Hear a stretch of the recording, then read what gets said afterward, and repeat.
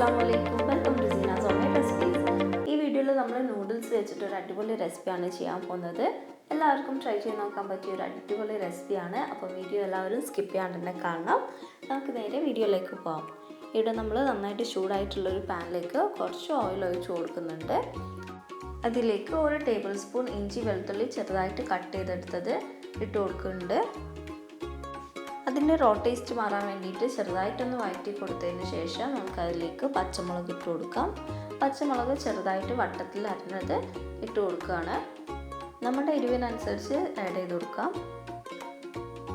അപ്പോൾ അതും ഒന്ന് വഴറ്റിയെടുത്തതിന് ശേഷം നമുക്ക് സവാള ചെറുതായിട്ട് കട്ട് ചെയ്ത് അതും കൂടെ ഇതിലേക്ക് ചേർത്ത് കൊടുക്കാം.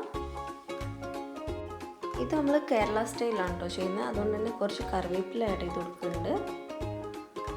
കുറച്ച് മഞ്ഞൾപ്പൊടി ചേർത്ത് കൊടുക്കുക. അതേപോലെ മാഗി ക്യൂബിൽ 1 ക്യൂബിൻ്റെ പകുതിയൊക്കെ ചേർത്ത് കൊടുക്കുന്നുണ്ട്. അത് നല്ലതുപോലെ മിക്സ് ചെയ്തെടുക്കണം. ഇനി ഇതിലേക്ക് 1/4 ടീസ്പൂൺ മുളക് പൊടി ചേർത്ത് നല്ലതുപോലെ മിക്സ് ചെയ്തെടുക്കാം. അതിനുശേഷം ചിക്കൻ ആഡ് ചെയ്ത് കൊടുക്കുകയാണ്. കുറച്ച് ഉപ്പും മഞ്ഞൾപ്പൊടിയും ചേർത്ത് നന്നായിട്ട് വേവിച്ചെടുത്തതാണ്. അത് ചെറുതായിട്ടൊന്ന് പിച്ചെടുത്തതിന് ശേഷം ആഡ് ചെയ്ത് കൊടുക്കുകയാണ്. കുറച്ച് കുരുമുളക് പൊടി ആഡ് ചെയ്ത് കൊടുക്കുന്നുണ്ട്. നമ്മുടെ എരിവിനനുസരിച്ച് എടുക്കുക. അത് ജസ്റ്റ് ഒന്ന് മിക്സ് ചെയ്തതിന് ശേഷം നമ്മൾ കുറച്ച് ഗരം മസാല ചേർത്ത് കൊടുക്കുകയാണ്. അതും കൂടെ ജസ്റ്റ് ഒന്ന് മിക്സ് ചെയ്തെടുത്തതിന് ശേഷം നമുക്കിത് വേറൊരു പാത്രത്തിലേക്ക് മാറ്റാം. ആ സെയിം പാത്രത്തിൽ തന്നെ നമ്മൾ നൂഡിൽസ് കുക്ക് ചെയ്യാൻ വേണ്ടിയിട്ട് കുറച്ച് വെള്ളം എടുക്കുന്നുണ്ട്. ഇവിടെ നമ്മൾ ഇൻസ്റ്റൻറ്റ് മാഗി നൂഡിൽസ് ആണ് എടുത്തിട്ടുള്ളത്. നന്നായിട്ട് തളിച്ചിട്ടുള്ള വെള്ളത്തിലേക്ക് നമുക്കിത് ഇട്ട് കൊടുക്കാം. പിന്നെ ഇതിലൊരു ഫ്ലേവറിന് വേണ്ടിയിട്ട് നമ്മൾ ഇതിൻ്റെ കൂടെ തന്നെയുള്ള മസാല പൗഡർ കുറച്ച് ആഡ് ചെയ്ത് കൊടുക്കുന്നുണ്ട്. അപ്പോൾ ഇത് ഇവിടുന്ന് കുക്കാകുന്ന സമയം കൊണ്ട് നമുക്കൊരു ബൗളിലേക്ക് 3 മുട്ട പൊട്ടിച്ചൊഴിച്ച് അത് നന്നായിട്ട് മിക്സ് ചെയ്തെടുക്കാം. അതിലേക്ക് ആവശ്യത്തിനുള്ള ഉപ്പും കുറച്ച് കുരുമുളക് പൊടിയും ആഡ് ചെയ്ത് കൊടുക്കുന്നുണ്ട്. ഇത് നല്ലതുപോലെ മിക്സ് ചെയ്തതിന് ശേഷം നമ്മൾ നേരത്തെ റെഡിയാക്കി വെച്ചിരുന്ന ചിക്കൻ്റെ മസാല ഇതിലേക്ക് ഇട്ട് കൊടുക്കുകയാണ്.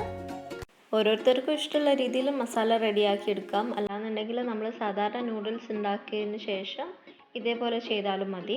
ഇപ്പോൾ നമ്മൾ ഇതിലേക്ക് 2 മുട്ടയും കൂടെ പൊട്ടിച്ചൊഴിച്ച് നന്നായിട്ട് മിക്സ് ചെയ്തെടുക്കുകയാണ്. ഇപ്പോൾ നമ്മുടെ നൂഡിൽസും കുക്കായിട്ടുണ്ട്. അപ്പോൾ അത് നമുക്ക് ഇതിലേക്ക് ഇട്ട് കൊടുക്കാം. അതിനുശേഷം അതും കൂടെ ഇട്ട് നല്ലതുപോലെ മിക്സ് ചെയ്തെടുക്കുക. മല്ലിയില ഇഷ്ടമുണ്ടെന്നുണ്ടെങ്കിൽ അത് ചെറുതായിട്ട് കട്ട് ചെയ്തിട്ട് കൊടുക്കാം.